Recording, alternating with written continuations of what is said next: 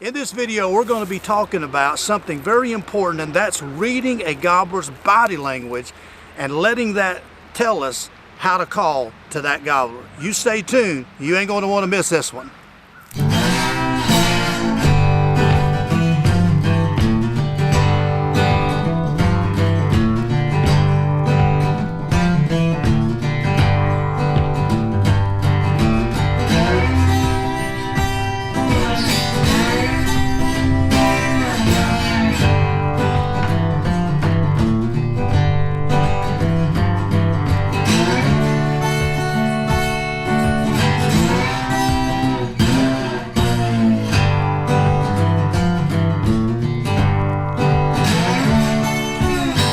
You know, many times just by watching a turkey's body language, that will tell you a lot about what mood that turkey's in, or how I will call to that turkey just by watching him.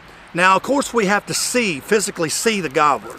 Now, you do this a lot in open country where, say you're hunting in a large, vast, open area, you know, maybe farm fields or open prairies, or whatever the case, where you can see a long ways and you're able to see that gobbler out there 150, 200 yards or even beyond sometimes. But this will also work in timber situations where maybe you have it's open, maybe early April, middle of April, or maybe it's pretty open hardwoods, and you can see that gobbler maybe on another ridge over there, or maybe he's over on another hillside, or maybe he's at the end of this big flat. There's a lot of scenarios that this will work, but as long as I can see that gobbler, physically see him, I will watch his body language, and many times that will tell me how to call to him to get him up there where I can kill him. Let me give you some examples. Now, there's a lot of examples that we could, give, and this is something that I guess we could do 3 or 4 videos on. And if you'd be interested in seeing more, let me know in the comments, and maybe we go into a little bit deeper. But in this video, we're just going to give you 3 examples of a body language of gobblers that I have shot and killed, or made a decision on how to call based on just by watching him. In the first video that you'll see, now here's a gobbler that I actually wound up killing a few days after this particular video was shot, but this was probably the second day I'd hunted this gobbler. I wound up killing him about day 7, but this was like the second day of the hunt. And this gobbler, as you can tell, I'm over there probably 150 yards from this turkey. He's over on the neighbors. I'm hugging the fence line pretty much, but I can't go any further. And he's just over in the neighbor's field, and he's just not paying any attention to me whatsoever. Now look at him. He's got his tail away from me. He's strutting. He's got his head away from me. He's looking in a different direction. Now I'm over there calling, trying to get him fired up. But his mind is over on something else, because his mind was on, you guessed it, on these hens. He was henned up. He had 3 to 4 hens every day of that week that I was there, and he just wasn't budging. And I knew this particular day, this particular hunt actually that you're seeing, I knew that this gobbler is not moving. He's not moving. He's not going anywhere. He's going to stay over on Farmer Fred's where I can't hunt, and he's not budging. I was calling to him. I was doing everything that I could possibly throw at him. I was gobbler yelping. I was, challenging him with gobbles. I was trying to fire the hens up. I was calling aggressively. I tried everything for an hour, hour and a half, and just nothing. This is a situation that you're going to find yourself in a lot of the turkey season, because a lot of turkey seasons open right in the henned up phase of the season. But just by watching this gobbler's body language at 150, 200 yards, I knew I just need to go and leave this turkey alone and try to go find another one. There was actually 2 more gobblers that was gobbling off in the distance, and I just went after them. I knew that there was no point. I couldn't move any closer. I couldn't move any closer to get to these turkeys, and this gobbler was just not interested. Because, look at him. His body is away from me. His tail is actually away from me. He's strutting toward the hens. He's not even moving, looking in my direction. He's gobbling every once in a while, just letting me know that he's there and he hears me. And, when they gobble like that, a lot of times it's just letting you, or he's letting that hen that he thinks he hears, which is you, hey, I'm over here here, if you want to come over here and join, you just come on over here and you can come into our party, but I ain't coming over there. I've already got what I want here. So I knew this was a typical henned-up gobbler that just wasn't going to play the game. All right, now if this is the only gobbler that you have to hunt, maybe you're hunting a small piece of property or whatever, then you just have to pretty much, you know, wait him out and just, you know, hope and pray that 1 out of 100 times that he may leave the hens later and come to you, and that could happen sometimes, but usually it's not going to happen. He's going to be with them about all day. Now, can you call these gobblers away from hens? Absolutely. I've talked about it, and other people's talked about it over the years, calling to, you know, and getting gobblers to you, or calling to the hens and getting them to you, but it wasn't working. I tried everything. I just knew it wasn't working. This is a gobbler that you just pretty much, or what I do, I just leave them alone and go hunt them another day. Now, I wound up killing that turkey, like I said, a few days later, but how I killed him was, I got between him and the hens off the roost, and to get to his hens, he had to walk past me, and I wound up killing him. So, you know, it was a different strategy, but, you know, he was just henned up all week. Now, in the second scenario, you're going to see a gobbler that's totally different.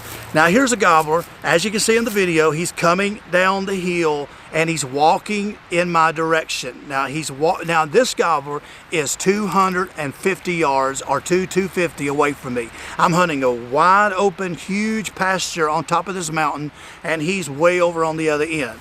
This was a day when they wasn't gobbling. I never heard a turkey all morning. I hadn't even heard this turkey all morning. I'd been through that area earlier that morning, me and the camera guy. We hadn't heard nothing. It was just one of them dead quiet mornings. Before we left to go to another farm, about 2 hours later, we circled back around, went back to where we was at daylight, and I'm glad we did because we ended up killing this turkey. But we just sat down and just started doing some blind calling. Well, what happened? Well, I looked out, and there he was, way over on the other side at the other end of the field. Now, I was watching him through my binoculars, and I said, man, that's a big old gobbler. Look at him. He was the largest gobbler I've ever killed to this day. 2 11-inch beards, had 22 inches of beard, 1.5-inch spur, 27 pound. I shot him there in Tennessee. You can watch the hunt, you know, on the channel here. Go back a few years and you can see it. But this gobbler, as you can see, he's walking slowly in my direction. Now, he's a long ways away, but I'm watching him. Now, a lot of people would say, well, he's way over there, and I'm going to call and let him know I'm over here. Well, just by watching this turkey for a few minutes, I knew that he had heard me up there doing that blind calling. How did I know that? Because look at him. He's throwing his head up, he's looking in my direction, and now I'm not calling, but he's looking over toward where I'm sitting. And he's looking over toward us. And the way he was walking, I could tell he was coming slowly to where we was doing all that blind calling earlier. Well, just by watching that, I knew not to call. Now, a lot of people would have called because in their mind, they think, well, I want this turkey to know I'm here and he'll come running in. That's the worst thing you can do in a lot of situations, especially like this one, because right here, now, once he gets a little closer, now right here, he's about 150 yards. So he's closed the distance about, 70 to 80 yards. He's closed the distance. He stops and he begins to strut. Now, once he begins to strut, I knew what he was doing. He knows he's getting closer. He's strutting. He's wanting that hen, which was me, which he thought a hen was over there. He just couldn't see her. He was wanting that hen to see him. I knew he was coming slowly to me. I never said a word. Why didn't I call? Because if I would have called, just by reading his body language, if I would have called, he would have just kept strutting. He would have hung up, and he would have stayed right there on that, side of that field, and he would have just stayed there. And he'd have walked back and forth, and probably would have never moved because he'd have been looking for me. He would have known I should be seeing that hen, and I'm not seeing her. But because I wasn't calling, what happened? He had to come looking for me. Maybe she's left. Maybe she's went over the hill. Maybe she's over. I can't see her. I got to go find her. So because I didn't call and watched his body language, I could tell that the gobbler was slowly coming where I was. So I kept quiet. I just let him go. Now, every once in a while, as you can see, he'll throw his head up and he'll look. He's pick around. He's calm. He wasn't nervous. So I never called. Now, there was a dip in the field, and I told the camera guy, I said, once he gets in this dip, I'm going to call to him. Now, why did I wait? Because once he gets in the dip, then he can't see.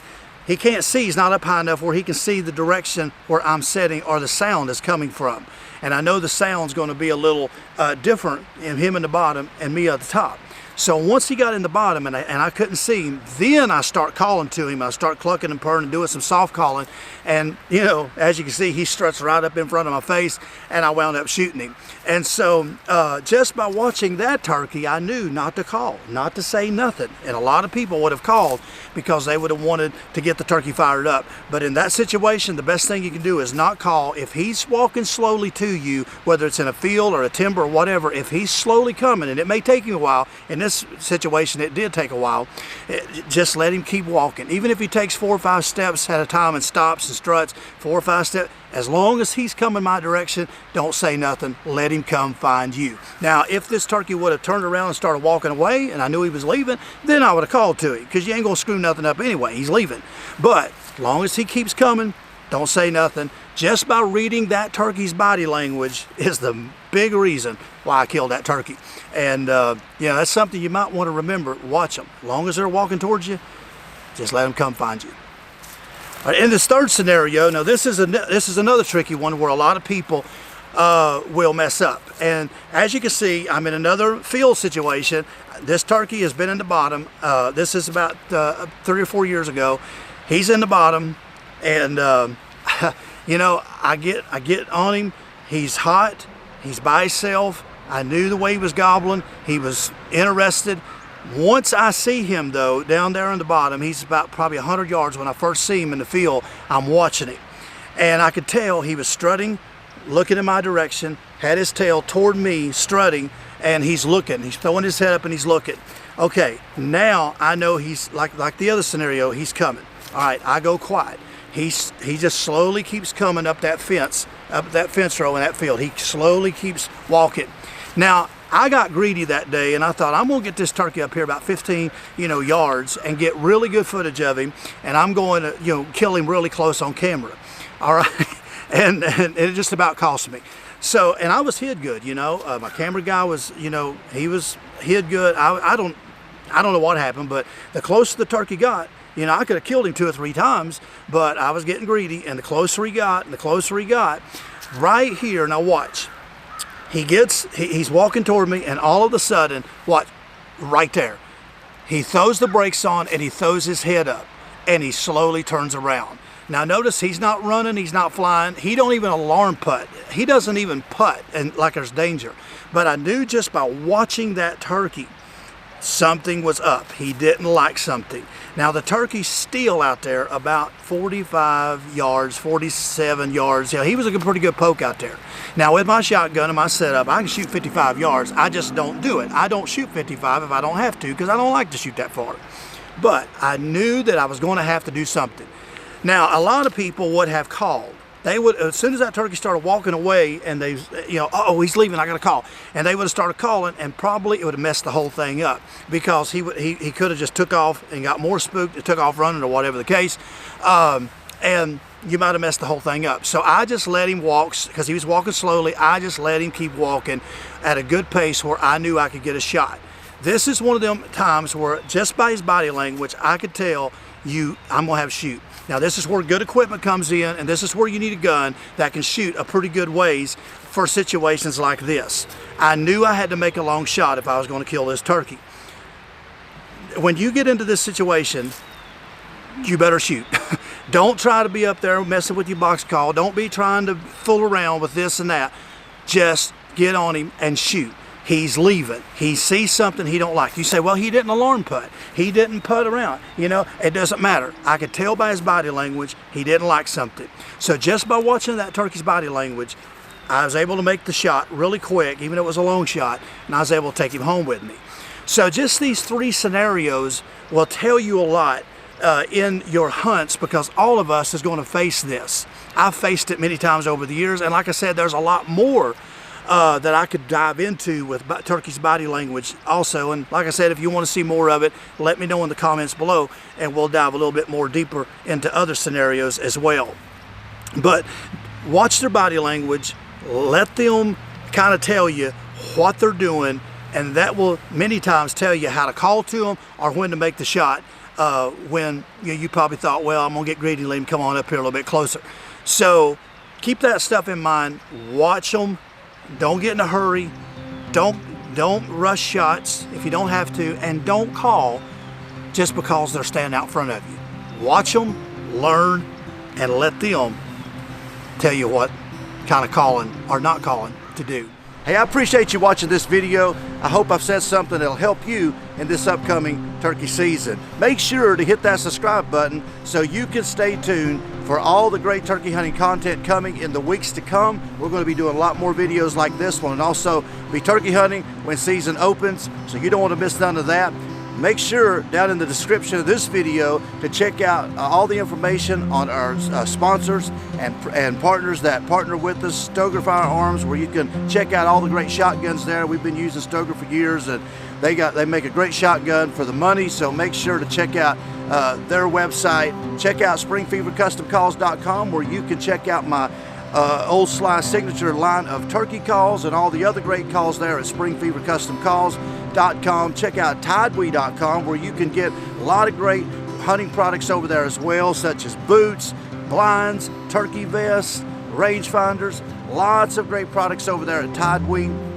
And make sure to use the promo code DALE so you can get a better discount on your purchase over there as well. Check out Kona Scopes, GameCuffs. All the information will be there in the description of the video. Make sure to join me on social media, whether it's Facebook, Instagram. Come over and follow me all year long over there as well. They'll be down in the description of the video as well.